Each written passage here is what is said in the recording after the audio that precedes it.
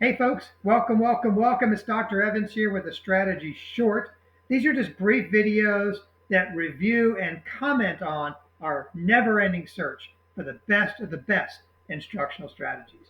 We're talking about the no doubt about it, talk to the hand top strategies that our teachers use each and every day in our classrooms to move achievement for all students. Now, remember, our only goal here is to grow and learn together, maybe to push our thinking a little bit, to challenge our assumptions, and to honor and value and celebrate the great teachers and the work they're doing each and every day in our classrooms to move achievement for all students. So let's get right to today's topic. How can I best use teacher modeling to help students learn? So let's jump right in. Now, before we begin with today's topic, I like to begin with this slide here. It's really just put out there to situate and give us context for the discussion we're going to have, in this case, about teacher modeling. What you're looking at here is sort of a summary graphic to guide our discussion. It's just meant to summarize 12 key actions or steps that typically teachers use to move students to mastery of a skill or a concept. These are supported by research and by observation, and I'll try to explain each one of these through the strategy short. So if there's one you're unfamiliar with or one you disagree with, just jump over to the other video and maybe that might help provide further context. Now let me just orient you to this visual. You'll see it has 12 steps. And I like to point out that not all teachers begin and end at the same place. The order typically stays the same, but the beginning and ending doesn't always remain consistent. So wherever you are as a teacher, as long as these steps are in place in some form or fashion, I think that student mastery of content and skills is more likely to occur. As for the names of these steps or these actions, I don't get too much caught up in the terminology. So if you don't know the name or you call it something different, that's perfectly fine because that tends to change the names of things in our industry over time and by region and by community. So if you would like to switch out a name, please just go for it. All right. Otherwise, let's jump to the next slide and let's get into the content for today. All right, now let's jump right into today's content slide around our topic of teacher modeling, right? And what I've done is I've taken the graphic I was just talking about, and then I've pulled out some thoughts about teacher modeling and how to make it successful in your classroom.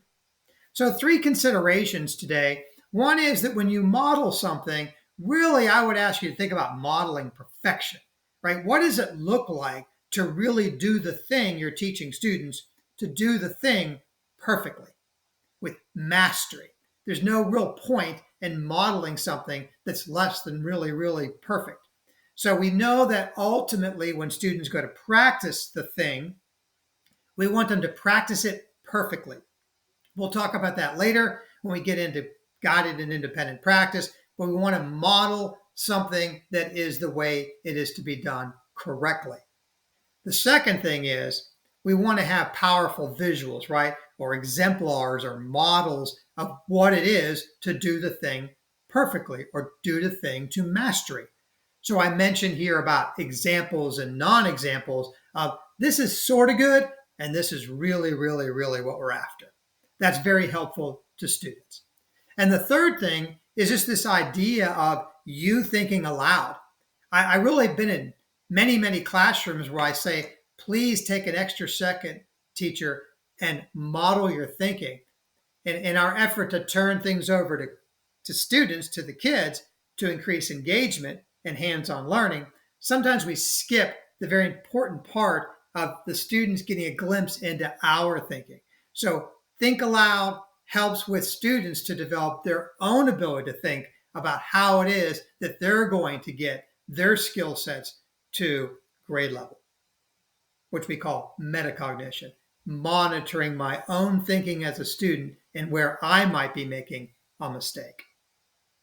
As you do think aloud and modeling in your classroom, keep in mind a couple of things I've noted here. One is that their eyes need to be and their attention on you if you're the one doing the modeling, or on a text or on the example or the exemplar. So they're tuned in. So monitoring their attention is really, really critical. Otherwise, you're going to be the one modeling and then they're tuned out, which we don't want.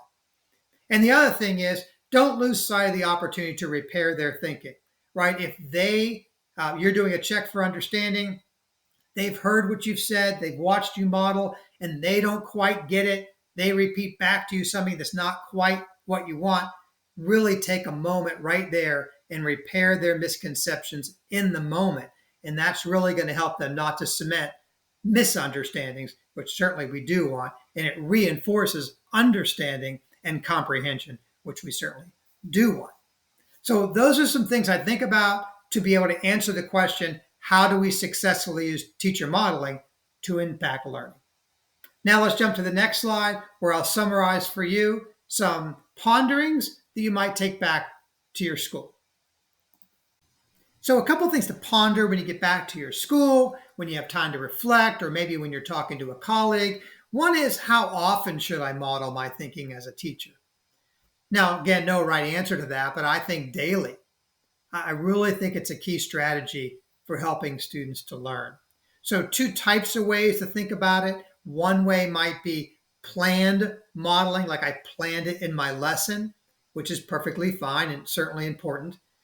And then there's in the moment modeling, right? Right here in the moment, I'm going to stop and I'm going to review with the students how I attacked this particular problem or this particular skill.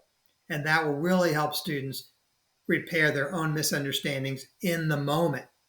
And the second thing to ponder is, how can I model in a way that maintains student engagement, right? So if we're viewing modeling as I'm doing all the teaching and the talking, and the students are just complacent observers, that probably is going to lead to a less engaged student.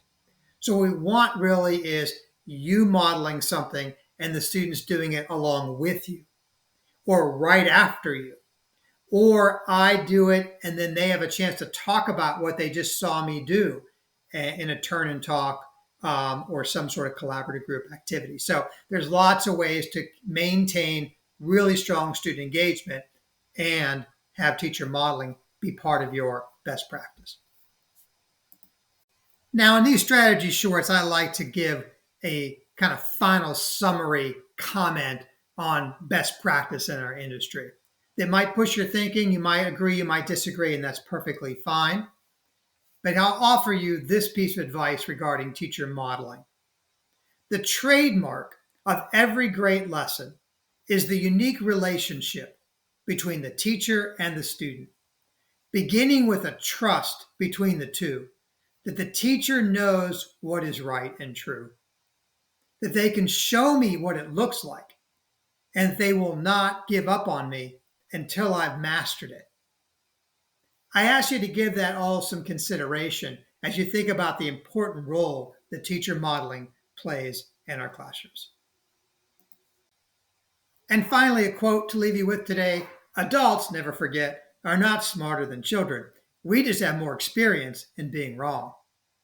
I hope that helps you to kind of think through a little bit today's lesson in teacher modeling. I hope it helps to inform your practice, and I wish you a great rest of your school year. I hope you never forget the important role that you play in shaping the lives of our children. So on behalf of them and our families, thank you for what you do, and thank you for listening.